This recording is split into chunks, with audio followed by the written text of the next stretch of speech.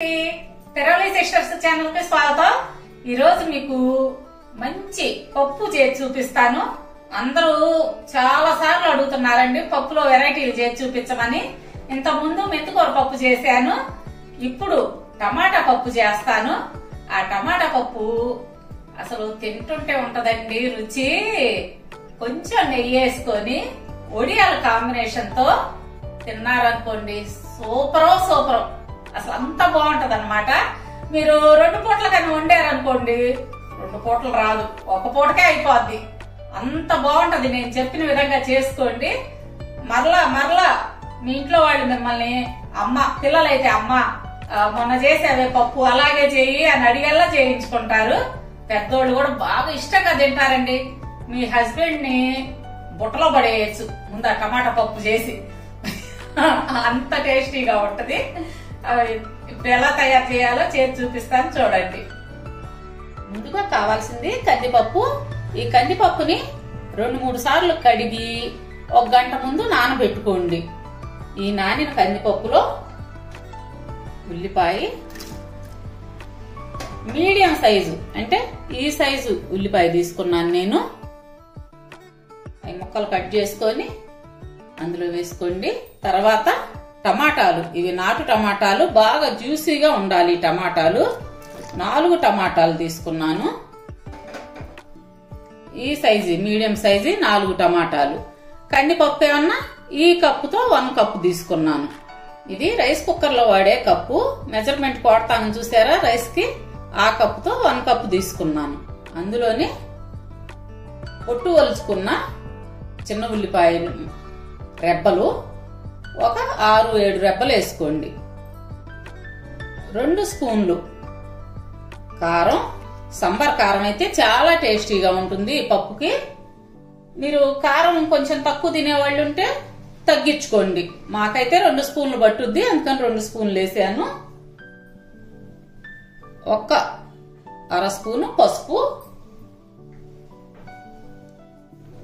గోలీ size చింతపండు.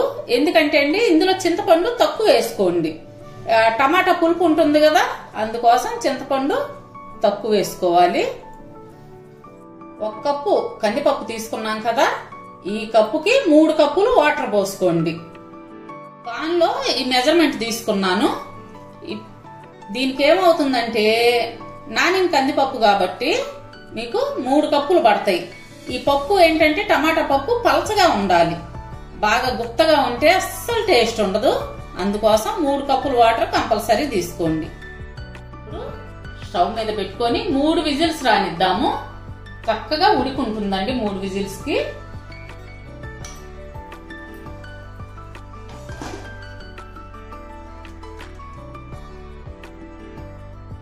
ఈ పప్పు గుత్తితో ఈ పప్పుని మెత్తగా ఎనుక్కోండి.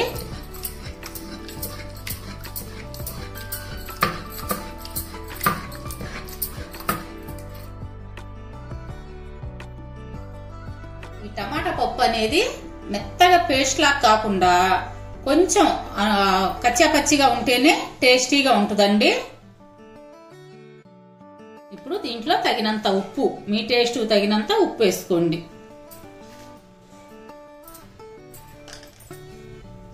ఇప్పుడు తాలింపు రెడీ చేసుకుందాము. స్టవ్ మీద పాన్ పెట్టుకొని అందులో 4 టేబుల్ స్పూన్లు ఆయిల్ వేసుకోండి. ఈ పప్పుకి ఆయిల్ ఎక్కువ ఉంటేనే బాగుంటుంది.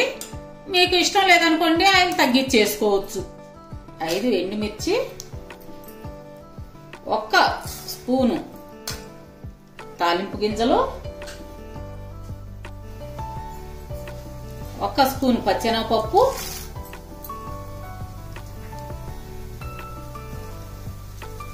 7 వెల్లుల్లి రెబ్బలు, ఇవి దంచి వేసుకోవాలి.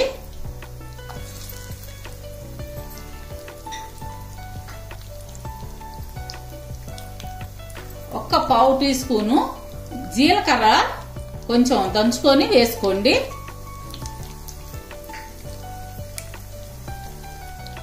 6 పచ్చిమిర్చి చీలికలు,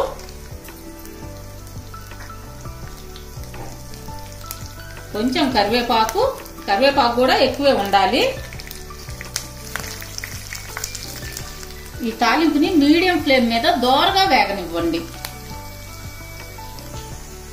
ఇప్పుడు చిటికెడు ఇంగువ,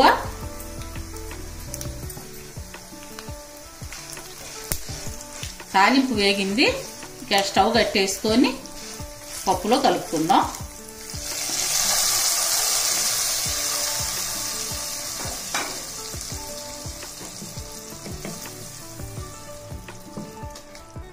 ఫైనల్లో 1 స్పూను నెయ్యి, కొంచెం కొత్తిమీర ఈ విధంగా కలిపి వేరే బౌల్లోకి మార్చుకుందాం.